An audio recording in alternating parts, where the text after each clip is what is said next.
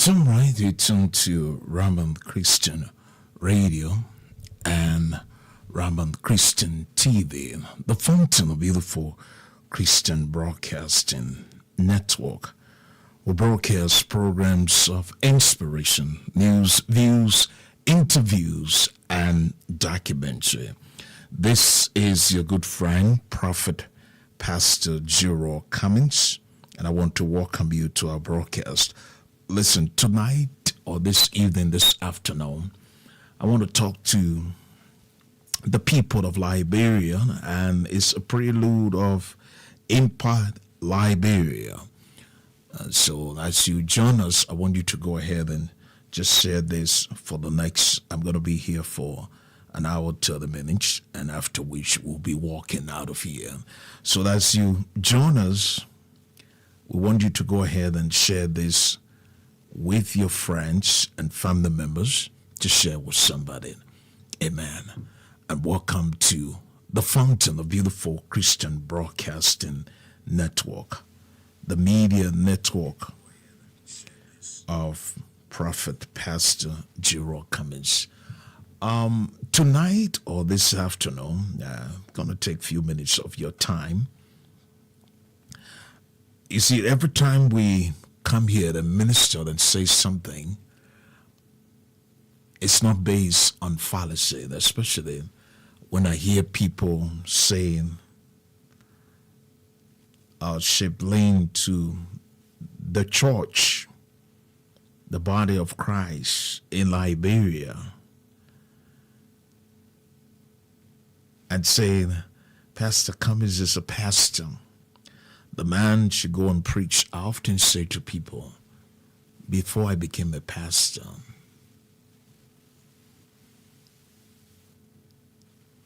I was around the media. And those who know better, those who know good, and will keep their mouth closed and don't speak, and will see things, and when they happen, they close their mouth and don't speak. They themselves are part of the problem, not the solution. How can we be a part of the solution? And how can we fix some of the things that we see unfolding in our country? Most often, if you listen to me today on the FM station in Liberia, I say, I will reintroduce the airing of the TRC testimonies. Most especially, I'm going to dwell on the victims. I'm going to dwell on the victims. Because, you see, in our country, there's something that is missing. And I will tell you this tonight. Since we executed, or since 13 men were executed in Liberia, our country has not been the same. Not only the 13 men, but 300, this is the TRC report said 300, or statistic shows that it's 300 plus. I will go beyond 300 and say maybe 400,000 plus. Since the 14 or 15 years of carnage, our country, or since the execution of the 30 men, followed by 400,000 plus, we have not been the same. I was telling somebody that I grew up in a Liberia where I saw the group of Maserati companies, and those days in the 80s, Maserati company, the fishing company there, used to sell fish in top. And we grew up seeing Free Zone. Some of you may not be familiar with Free Zone. It's around just not too far from the Beaumont Piers. And we saw a train running from Beaumont, from Mono River, coming, passing just around the Douala area, and the other train will come from the other side. We grew up seeing a country where the stores never had steel doors. You could see the goose on the shelf and see a lot of things. We grew up seeing a country that was so clean. And I remember the famous April 12. And we have videos and pictorial that we can share with you. Since then, look at the country today. What do you see? Chaos, rampant corruption. I remember during the execution of the 13 men, the vice president, the man who became vice president to the late Samuel Doe, said, we are executing these 13 men because we believe that they are corrupt. And when we execute them, that will be the end of corruption. That was J. Nicholas Podia at the Barclay Training Center. Since then, corruption has reached its zenith, past the zenith. The country is so corrupt. Our leaders are corrupt. One thing that is eating and killing every fabric of our society is corruption. And you find it in the schools, you find it in the church, the mosque, you find it in homes. But it takes a center stage when the leaders themselves become so corrupt. But there are a few things I want to bring to your attention. You know, I am doing this because of love for my country. Because most often I hear that when we open the lines in Monrovia, we hear the folks, instead of them focusing on some things that would change their lives, the most important thing is their food, their rent, and some other things. But tonight, I want us to take a different approach on something here. Last night, I was sitting and I was watching the television, and I was watching the awards on audio journalism, podcasts, and social media awards last night. Investigative Journalism Award and different awards last night. And what caught my attention was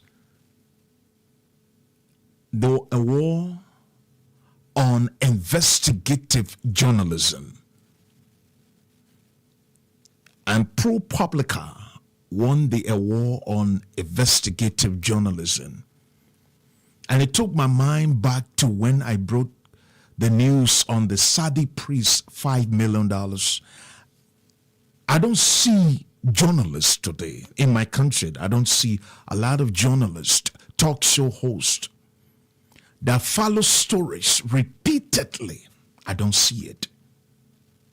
When I broke the Saudi priest $5 million story, it took me 1 month and a half for even late Harry Gree, Dr. Hassan Kante, now Ambassador Hassan Kante, and Mary Lorraine to know, for even the late Chairman Brian to know that somebody else had a copy of the documents of the Saudi priest $5 million. And that $5 million was intended to publish textbooks, build many estates somewhere around the Mombasa town, Bravosphere N, for internally displaced folks. So take, for example, the folks that came from Ghana. If the money was used for its intended purpose, they were going to build a mini estate for internally displaced folks. So those who got repatriated from Ghana was just going to go to that place and stay there. It took me almost 2 months to break the story.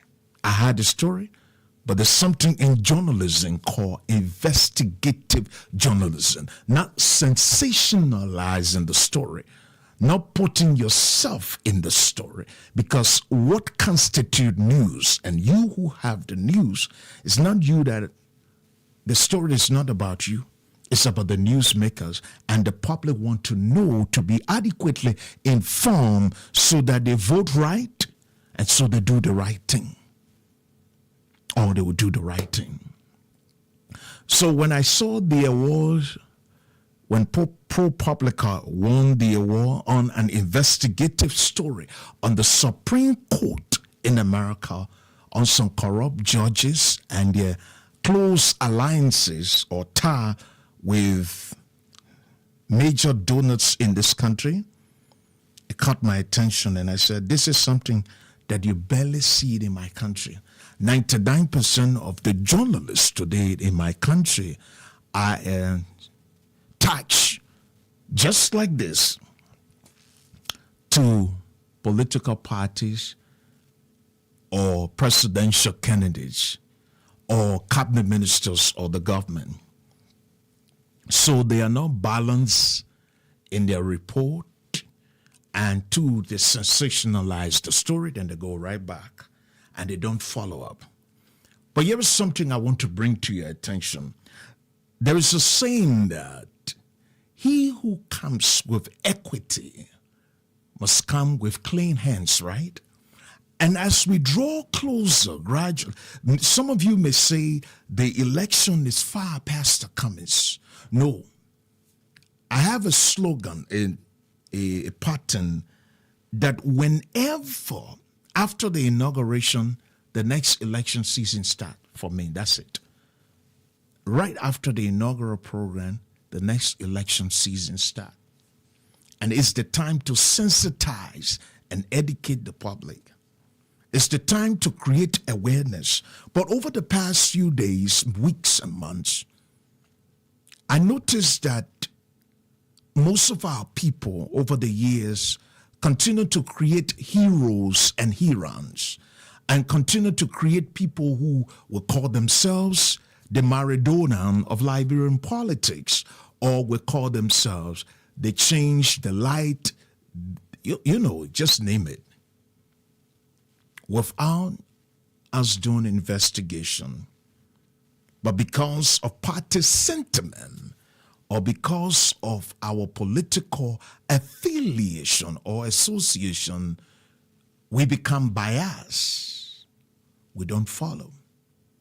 So then when the masses don't receive the necessary information, or when people sit on podcast and or broadcast and they make reference to the masses, the electorate, on why they were voting and the way they voted for certain people, it's because, listen, there's something we call each one teach one.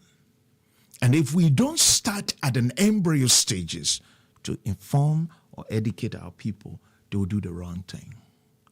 So like I was telling you about the ProPublica investigative journalism, how they won that award. That award, because of that award in America, the Supreme Court introduced a law on public conduct for the Supreme Court judges in this country, in America. It was because of that report. There was another story that I came across, and that story was sent to me, and some of the people involved I know more now. But there was something about water pump. It was during the interim government. The government was given millions of dollars to bring a water pump in the country. And Chairman Bryan gave the money to the late Dr. Nathaniel Richardson. And what Dr. Nathaniel Richardson and his group did was they bought rotten water pump. And what they did was they make sure that the water pump, this water pump was they sprayed it on the ship. And so somebody had a clue and idea, and they brought the story to me and they said, Jerome, I want you to talk about this, but knowing me, I don't talk about things just like that. I don't. Not at all. I will take my own time. But there's a reason why I want to talk to my people. I can sit here and tell you stories, not fiction, facts, not fallacy, but truth. And I can substantiate anything I say. But while we are praying, all kind of stuff continue to happen. And when our leaders get so drunk, intoxicated with power, they don't listen. They don't listen to the very people who elected them. They will not pay attention to them. So today, I want to talk about the ANC. I've been keeping this for a little while. I want to talk about the ANC.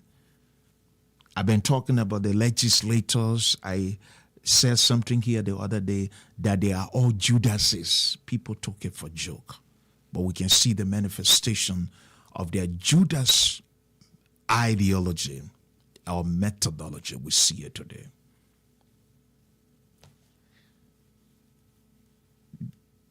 My attention has been drawn to the ANC, ANC Global, ANC USA, ANC Europe. Few months back, I got this information and I decided to wait, keep it, wait for the government of President Bouaka timing then to see as to whether they were following some of the things that we said prophetically. No, they're not falling in line. So I said, I will speak on the issue gradually. Just come and talk about bring my people attention, draw your attention to some things so that you see them.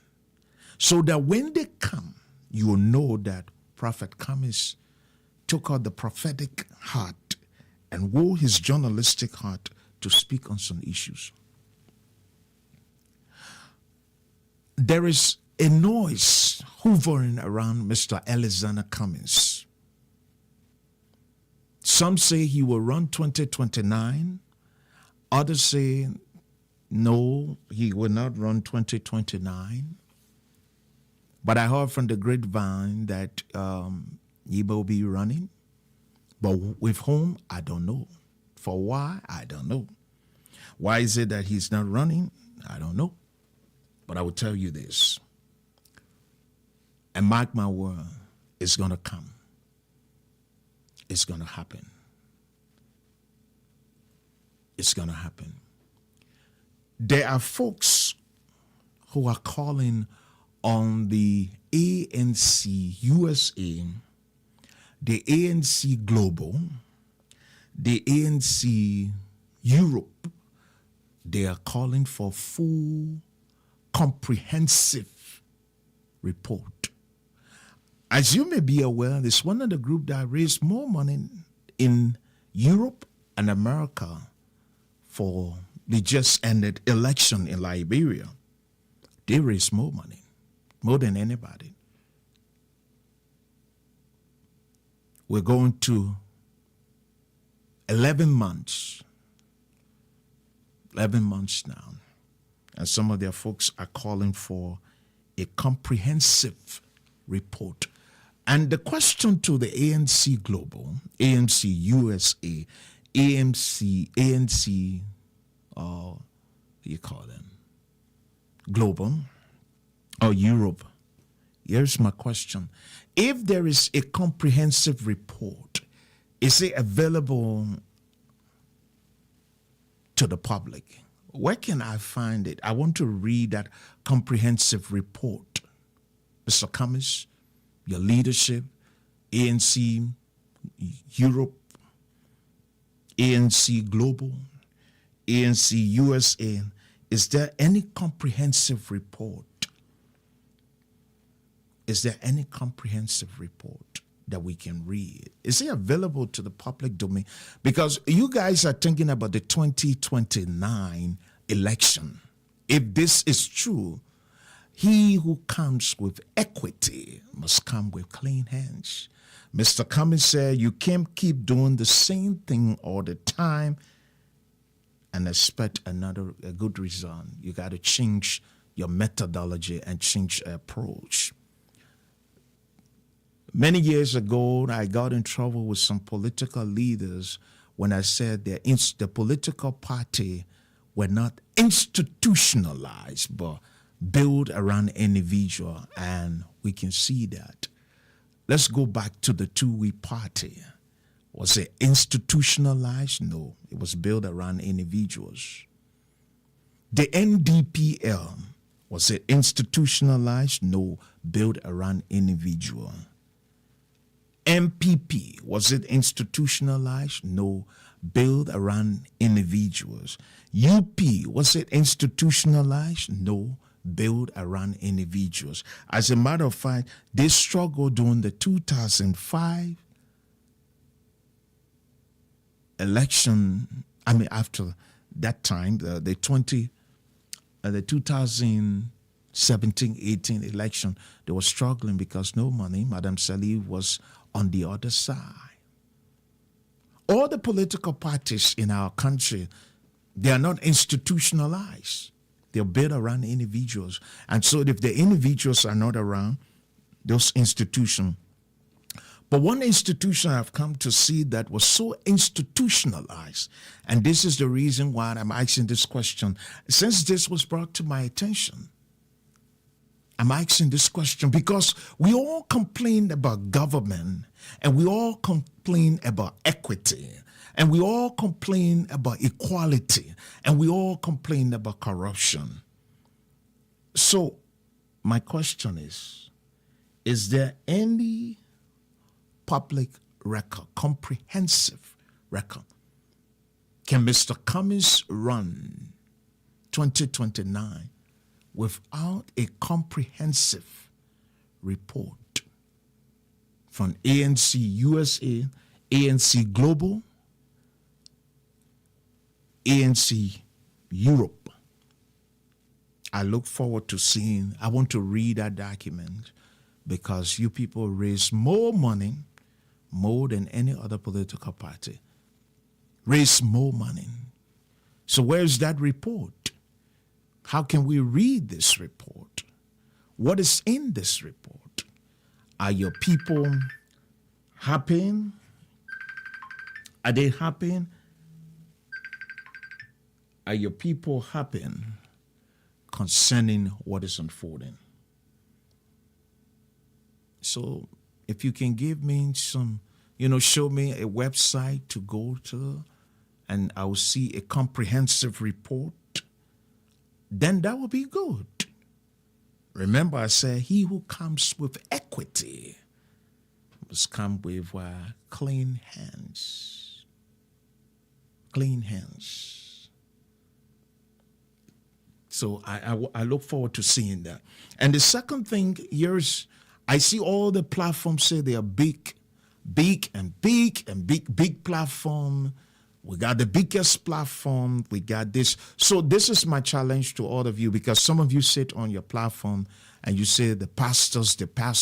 So here is a pastor and a broadcast journalist throwing the challenge out to you. If there is a comprehensive report from the ANC Global, ANC USA, ANC Europe, that you guys have a copy, please help us to find it. How many of you are doing a thorough investigation on that? Because there is fire, trouble in the camp of the ANC right now. And I heard that Mr. Cummings want to run. But my question is, if the noise is all about comprehensive report, it has to do with due payment, financial report, and all these things, then make that copy available. Because Liberians, you can't keep calling us the pastors, let us pray for the nation, let us pray. While we're praying for the nation, every time we produce leaders, we have issues. That's why Nehemiah told the people to stand up and fight for their sons and fight for their daughters when they were rebuilding the broken walls of Jerusalem. So if we must rebuild our country, if our country must be on the right trajectory, then we must do the right thing. Or else we'll keep doing the same thing. We'll keep fasting and praying for the nation, but we're not going anywhere. So if there is any comprehensive report, give me a copy. I'll tell you another thing again, that most of these talk shows, if not all, most of these people are hiding and ill-informing the Liberian people because of the level of sensationalism or placing themselves in the story, either because of their connection with the government or with a political party. I'll give you one typical example. Look at the story of the issue of the alteration of the budget. Well, it was stated that the deputy, what do they call it? I'll get there, don't worry. The deputy or the the deputy clerk of the House of Representatives was a major suspect of the alteration of the document of the budget, but they just passed that budget. So, I mean, how many journalists in the country are doing some investigation on these things? How many journalists? They said the document was altered, and the deputy clerk was part of the conspiracy to carry out the alteration of the document. How many of you are doing investigation? So they passed the document. I mean, they passed the budget. So, what became of this story? This is the reason why our people must be careful what they listen to, who they listen to. Because one thing I notice is that every day there is a breaking news, but not many journalists or talk show hosts do repeat these stories, do a follow-up, do further investigation. But we just break the story, break the news, and we go back. Then we come back the next day with another breaking news. So how are you adequately informing or educating the public? How? And concerning the story, what I'm saying or talking about as it relates to a comprehensive report, it's factual. It's not a fallacy. The ANC raised more money, have more fundraisers in this country than any other person. As a matter of fact, if election was held just today in America, Mr. Cummings will win. Just in America and in the diaspora, you will win. If in the Liberian community they were voting, or the states they found Liberians, they raised more money. Then even the incumbent, then the UP, they raised more money. So is there any comprehensive report? Is it available somewhere that I can see, that I can read? I know I prepare for some of the shots. Some people would take shots at me, but trust me, I'll be prepared for the shots. Nobody can intimidate anybody. Nobody can make anybody afraid. We must start educating our people on these things, or else we'll be making more heroes. We'll be making more pharaohs without speaking to our people. And you wonder why the people will do what they do. It's because Thomas Jefferson once said, I know of no safe depository of the ultimate power of the society but the people themselves. There's no safe depository of the ultimate power of the society but the people themselves. So I'm drawing your attention to this. Ask yourself this question. I came and I said the other day that the lawmakers will bring themselves into public disrepute. I don't talk to politicians. Trust me, I don't pay attention to them. You know why? They are always drunk with power. The lawmakers drunk, the political leaders, they drunk. They around in the inner cycle, they got too many ayatollah, so they will not listen. Even if you're telling them that they are going down the cliff, they don't listen to you because ayatollahs will present themselves and say the person is too busy. But I'll follow this. I brought it up today, and I want you to follow and watch and see, Maybe because maybe after this broadcast, the ANC USA, ANC Global, ANC Europe will produce a comprehensive report. Because we can't say the government corrupt. The government is corrupt, the government corrupt, they corrupt. Let's do something to set a standard, a precedent that others will emulate, right? That they will emulate.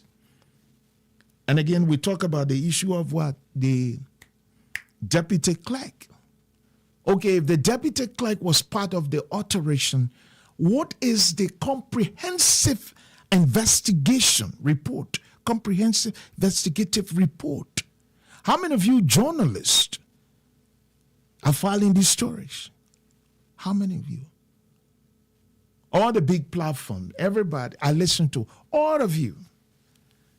This week, today, have a story. Tomorrow, I'm not saying don't produce stories every day. But if a story is a major story and you don't follow the investigation, adequately inform the public, that is to say, you have to follow the story. You got to investigate. I just stated 2 instances here. The Saudi priest $5 million story. That story was going to make me extremely rich in a typical Liberian setting. I'm going to get good money because the people who gave me the story. 2, the other story about the water pump. And I can tell you stories upon stories. Stories concerning the Zaken oil deal. Many of you are not familiar with that story. The audit report, the investigative report on LPRC with Snow, with other people. How many of you familiar with those kind of stories? But these are the people that present themselves today. They are legislators. But how many of their constituents or people in their constituency know all these things? We expect those of you that are in the media now to be more resourceful, to do more investigation, to do more follow-up. Maybe not all the Liberian pastors that I know are journalists, but there are few that I know. There are few that I know, seasoned journalists that I know who are pastors today. And so sometimes when you say the pastor then, I often say to people who always make those statements, you scared. If you are not scared, you'll call the real names of people. If I want to talk on anything and I have facts in my hand, I speak to it. I don't generalize. I speak. That's why you see I raise 2 issues and I'll follow those stories. And this is how we educate our people. Because some of the people, the Liberia they know is the Liberia now. This is the reason why we have a new breed, a generation now. The young people are not adequately informed because they think the Liberia they have now or Liberia 6 years ago was the best thing ever. No. When we went to school, we wore Oreo uniform. Not many of the young people today know where Oreo store was. No. Not many of the young people today know that most of the stores in Monrovia, Central Monrovia and its environment, most of the stores have steel doors. Not many. Not many. Only few. Because they are not familiar with these stories. And those of us who know better must now start to inform our people. Must now start to help them.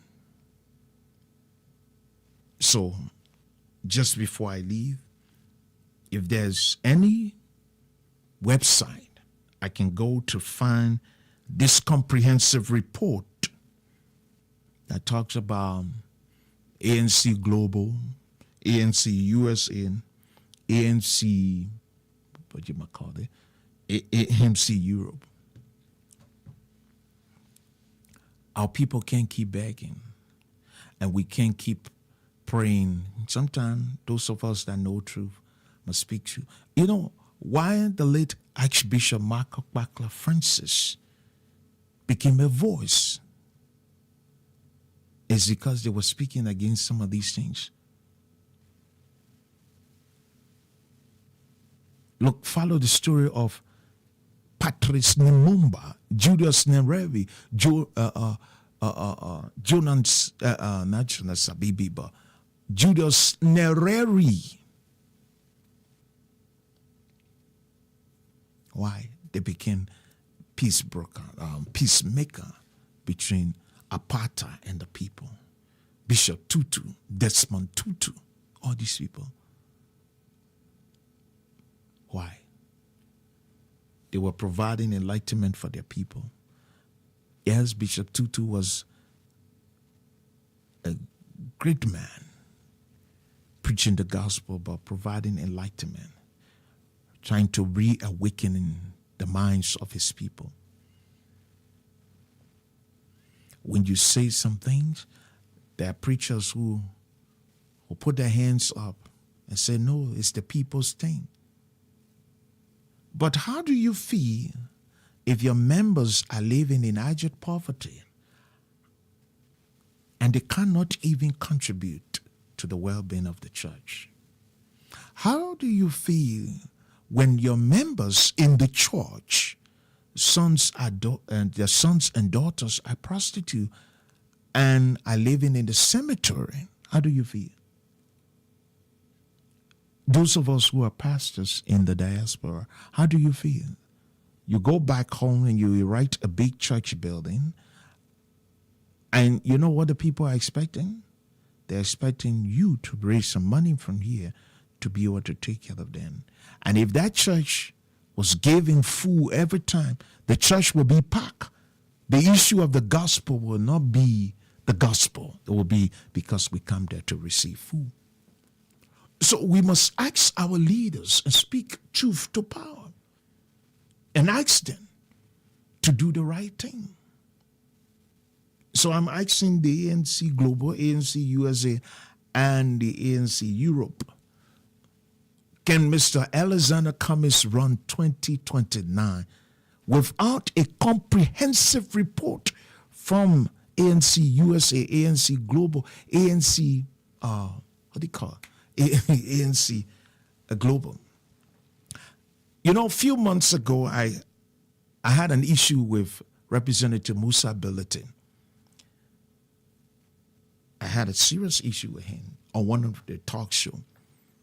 And then he sent me a text. I still have this text. He said he has evidence that I was the guy. I worked with them briefly, so let me let you know that. I was the guy who was fronting, trying to collect money for the ANC Global. And I told him, I said, I challenge you. If you bring any one document to substantiate your claim. I said, I challenge you today. Up to today, I still wait for I'm still waiting for the document. I am still waiting for it. Representative Billiton cannot even bring one sheet, one piece of paper to show that I wrote or I raised money for the ANC Global. But he was on a talk show trying to make himself look good. And I told him, I said, listen, everything you are saying is fallacy. You will not audit the house. I named people he worked with. I told him their behavior. He still got yet to bring document to substantiate his claim. So this is the attitude of the people we make leaders. And this is the attitude of the people we find in the corridor of power. And when we talk, some of our pastors' friends say, go and preach the gospel.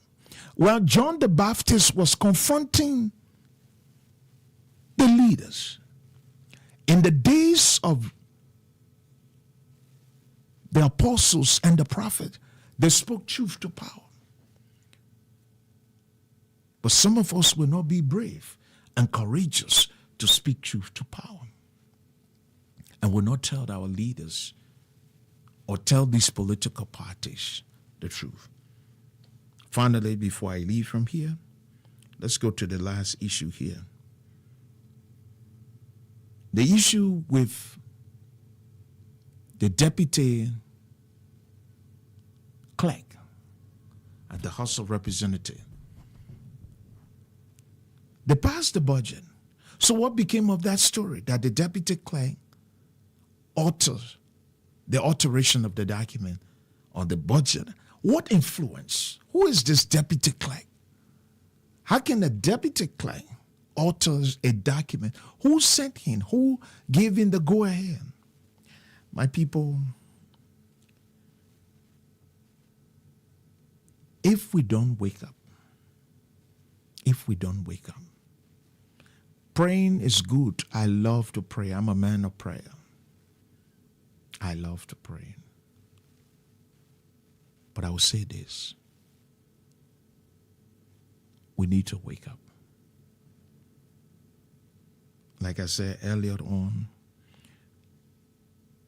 I can sit here and share stories with you, maybe for the next 2-3 hours. And you go back and come back next year, I will still say the same thing. I will tell you. But while it is true that we are praying, we must also come to a place to understand the reality is there.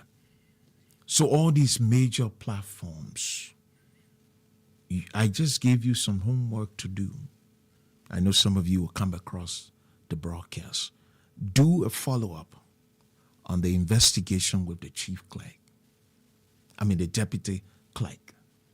Do an investigation. Do another investigation.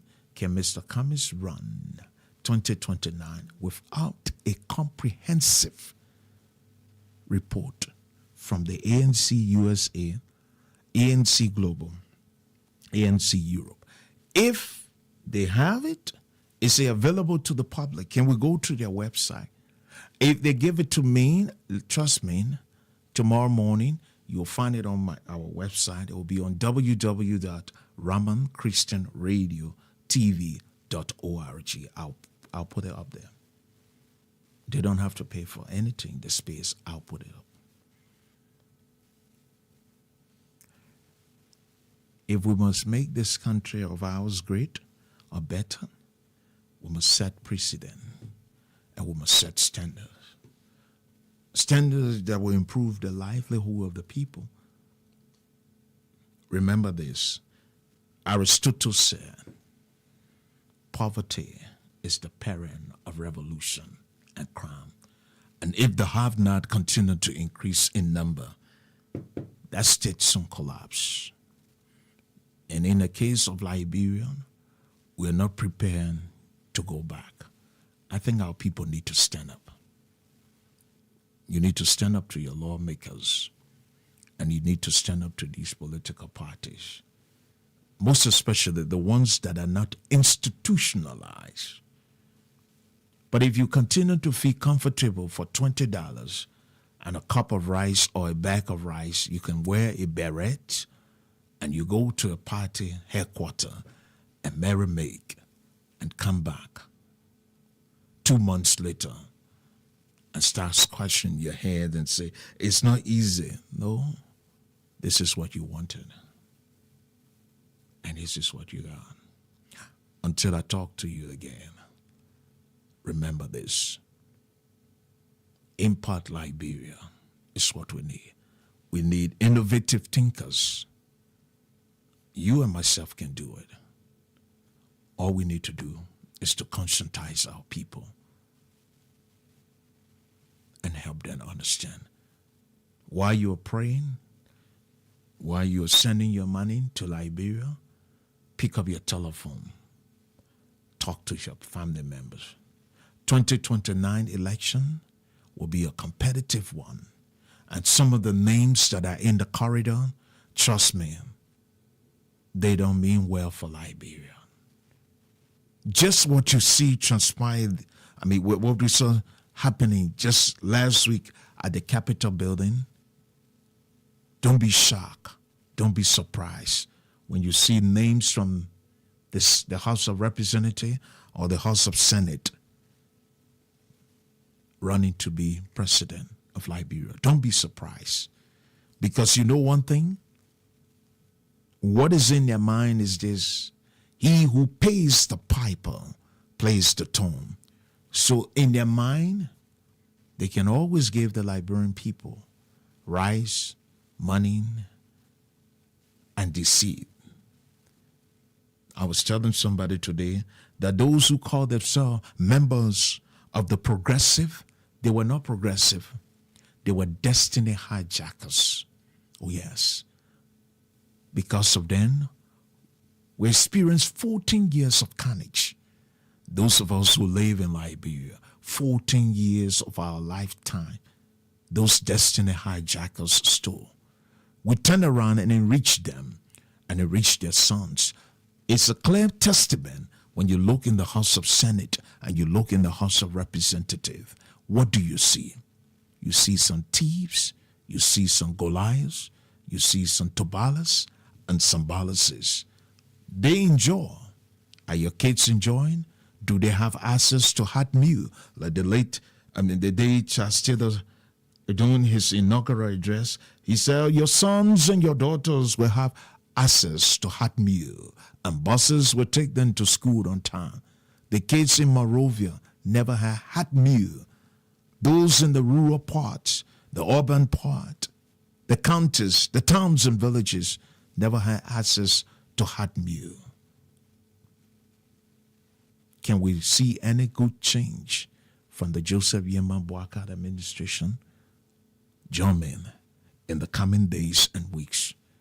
This is Impact Liberia, Pastor Gerald Cummings. God bless you. Shalom.